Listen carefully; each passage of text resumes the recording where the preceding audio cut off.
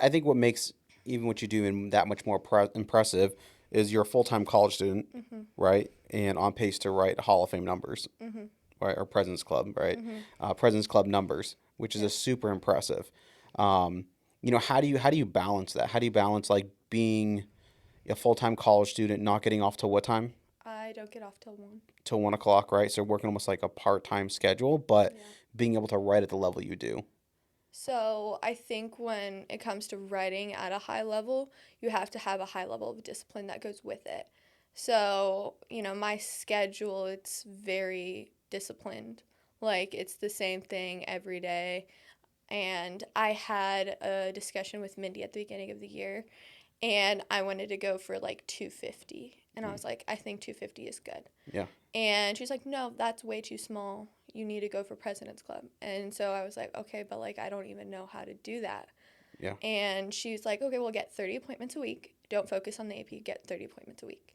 And so I went ahead and I did that. It definitely, people see like the Instagram stories, they see the leaderboards, they see the highlight reels. No one sees like the day to day behind it and like the mundane and boring routines that go into making those ugh, big weeks a success. Yeah.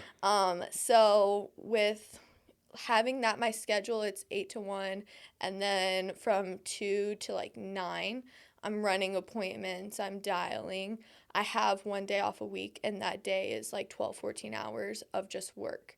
um, I've learned throughout this year that I have to have balance. That's not really something that's easy for me. I have to, take time off from work.